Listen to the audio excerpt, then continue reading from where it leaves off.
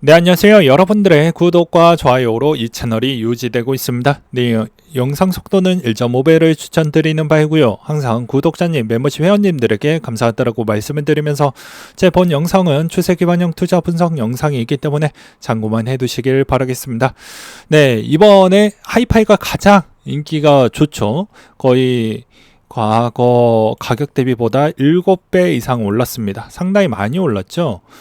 그래서 하이파이가에 따른 여러 가지 논란 내용을 좀 정리를 해봤는데, 지금에 와서 이걸 왜 이야기를 하냐 이렇게 물어보시는 분들도 많이 있어요.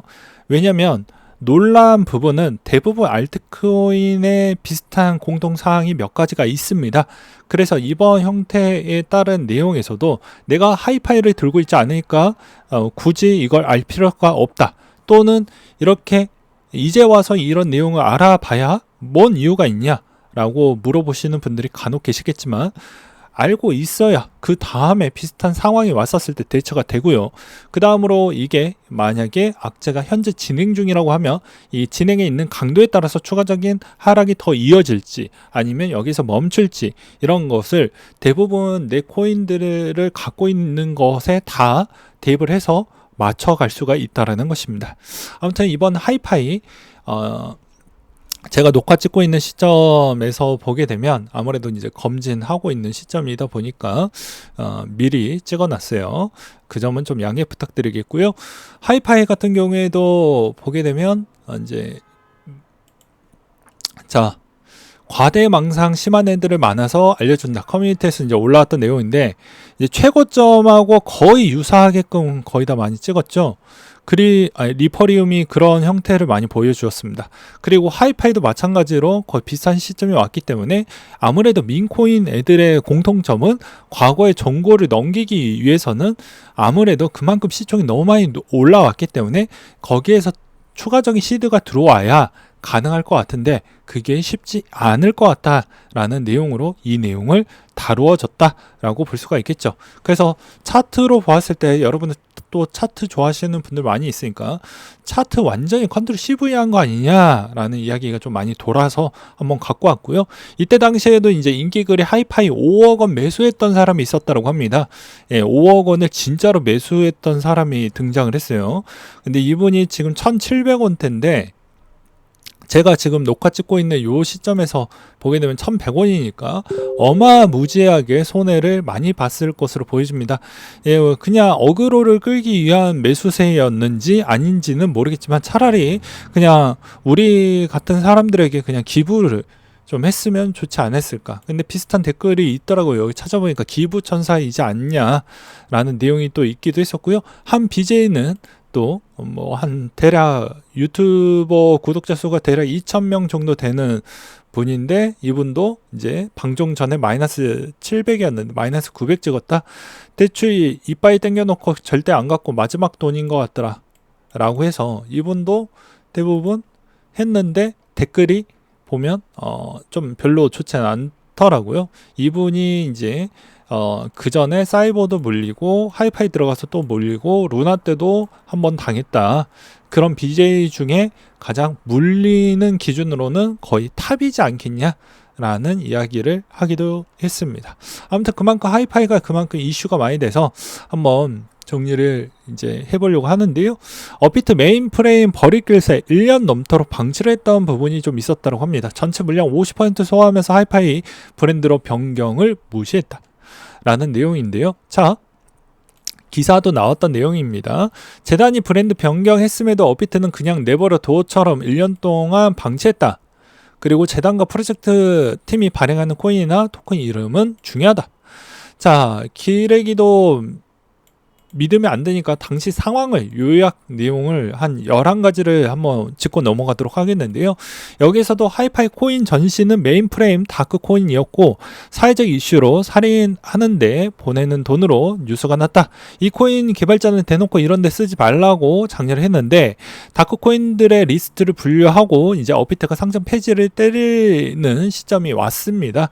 이것도 이제 확인이 가능했던 게 그 전에 22년도 10월달 기준으로 대부분 휴직 조각된 상패 실체를 이제 동원하고 현황 나오고 상장 폐지 사유도 나왔고, 요게 왜 이때 당시 또 이슈가 매우 커졌던 이유는 이제 유이믹스 때문에 그랬다라고 보시면 될 것 같아요.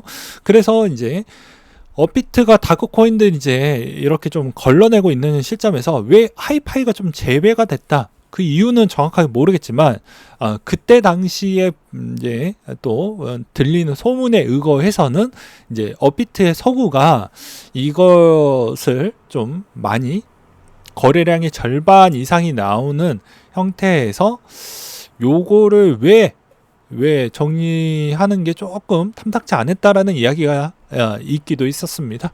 그래서 이제 수수료 쪽쪽 빨아가면서 1년 방치했고, 이제 운영진과 개발자 전부 빠져나갔고, 그러면서 다크웹 관련 없는 청정 사업을 한다라고 하면서 리브랜딩 결정 하이파이가 탄생을 하게 됩니다. 그래서 업비트 유저들이 이름 바꾸라고 계속했는데 변경 없이 1년 동안 메인 프레임으로 그대로 두었고, 1년 사이에 코인 꼬라박고 남은 개발자 전부 다 빠져나갔고요. 상장 폐지한 줄 알고 못 버티고 나갔던 사람들도 꽤 많았고, 2년 버틴 사람들은 이제 사한 거고, 그렇지 못했던 사람들은 이제 호구가 됐겠죠.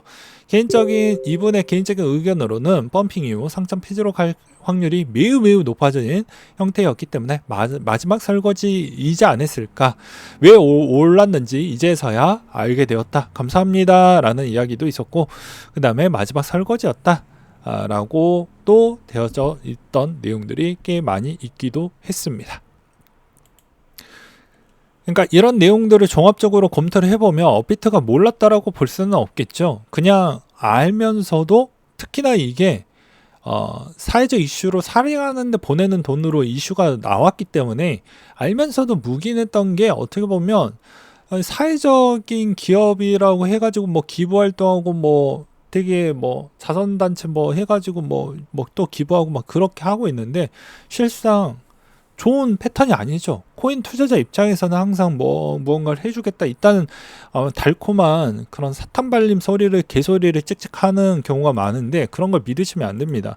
이번에도 마찬가지로 코인 6년 하면서 5억 원 손실인데, 이걸 왜 갖고 왔냐면 2달 사이에 2만 불 손실이 났고, 17년도 때부터 이제 2억 원 손실이 났는데, 작년에 3억 원 손실이 추가로 났던 사람이 있었다고 합니다. 이제 선물도 하시고 뭐 현물도 같이 하셨는데, 이제는 어느 정도 이제 마음을 좀 정리한다라는 내용도 있었는데, 이걸 왜 갖고 왔냐? 자, 여러분들은 이제 선물 거래소에서 트레이더로 하시는 분들이 있는데, 평상시 기준점으로는 거래소도 별로 터치를 안 합니다. 근데 특별한 경우가 발생을 하면 특별한 시기에 특별하게 헤쳐먹으려고 하는 게 여러분들은 캐치가 안 된다라는 것이죠. 그게 왜 그러냐면, 알라메다 리서치 있었을 때도 FTX가 뭐 어떻게 했습니까? 청산 특별 면제. 그러니까 여러분이 롱을 때려도 숏을 때려도 나는 무적의 카드를 하나 갖고 있는 거예요. 그렇다고 해서 뭐 바이비트나 뭐 바이낸스나 이런 쪽에서 뭐 안 했을 것 같습니까? 제가 이 자료만 하나만 갖고 왔지만 바이낸스 직원들 다 해고 당했지만 엄청난 돈을 챙겨 먹고 그만둔 겁니다. 예, 그런 기사들도 수두룩하게 나왔어요. 그러니까 여러분들은 기울어진 운동장에서 어차피 하고 있기 때문에, 진짜 이 무법지대에서 그 거래소 부분에 있었을 때 너무 많은 맹신을 하지 마라 라는 이야기인 것이죠. 선물할 때도 되게 많은 돈을 하지 마라 라는 이야기가 그런 겁니다. 왜? 여러분들이 1년 중에 다 365일 다 내가 이겨서 수익성을 끝까지 올려놨다고 해도, 그 다음 366일 차에 다 깨져버릴 수도 있는 겁니다. 예. 왜? 서버 점검 터지거나, 또는 이런 발생이 나왔을 경우에는 역으로 이제 이분들이 이제 작업을 하려고 했었을 때에 따른 작업 물량이 들어왔었을 때 그냥 무한대로 쳐버리면 내게 날아갈 확률이 매우 높다라는 것이죠. 그리고 제가 그걸 알 수 있는 것 중에 하나가, 바이낸스 할 때도 일정 자금 이상 치면 여러분들이 좀 눈치껏 있게 트레이닝을 오래 하셨던 분들은 아시겠지만, 일정 물량 이상 너무 그것도 거래량이 별로 없었을 때 제가 한번 테스트를 해봤어요. 그러면 이게 한 레버리지로 못해도 한 몇 억 이상 좀 튀잖아요. 그러면 제가 호가를 많이 올릴 수 있습니다. 이렇게 올릴 수 있는데 이거를 곧바로 찍어 누르는 게 곧바로 발동을 하는 물량이 갑자기 들어옵니다. 네, 제가 들고 있는 물량 대비보다 더 많이 받쳐갖고 제가 한번 테스트 부분을 손실을 감안하고 한번 해봤는데 2년 전 때인가 아마 그럴 겁니다. 그때도 비슷한 패턴으로 이 자금이 들어오는 게 기똥차게 들어왔더라고요. 곧바로 딱 들어오는 거 그 시점에서 곧바로 또 내려오는 그런 것도 많이 있었기 때문에 그렇습니다. 왜냐하면 통상 이렇게 가다가 이렇게 가야 되는데 부자연스럽게 튀는 부분이 몇 가지가 있거든요. 그런 건 개인 물량이 어느 정도 들어왔다라고 보는 추정치가 훨씬 저는 높다라고 보는 입장입니다. 그래서 이런 것도 민코인 적절하게 이슈가 그렇게까지 루나급만큼만 터져주지 않는다고 하면 한 번쯤은 기회는 주긴 한다. 라는 게 이제 이번 사태로 인해서 말씀을 드리는 부분이고, 그 다음으로 이제 이런 물량들, 알트코인 이제 비중이 워낙 많으니까 이런 물량들이 많이 있었을 때는 결국에 시간과의 싸움입니다. 예, 어쩔 수가 없는 거예요. 왜 지금 시점에서 왜 움직이고 있냐? 이런 이야기는 저번에도 이야기를 했지만 이 49%에서 계속 횡보를 옆으로 갈 확률이 매우 높습니다. 그러니까 이 구간하고 비슷하다라고 전 생각을 합니다.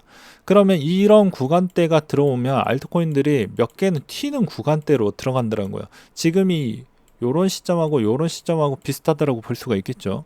그러면 이런 구간대에 뭐 횡보를 할 때 그게 몇 퍼센트 안 되지만 비트코인 시총이 워낙 커져버렸기 때문에 여기서 0.01%가 기존에 잡 알트코인 다 녹아내렸을 때 조금만 들어가도 많이 튀게 되어져 있습니다. 그런 구도로 설계가 되어져 있고요. 그렇기 때문에 이번에서도 살아남는 애들이 기존의 불장에 살아남는 애들은 그대로 간다. 그 대신 여러분들의 마음을 다스릴 수 있는 그런 역량의 힘이 필요하다라고 말씀을 드리고 싶습니다. 네, 오늘 내용 여기까지 준비를 했고요. 네, 이상으로 마치도록 하겠습니다.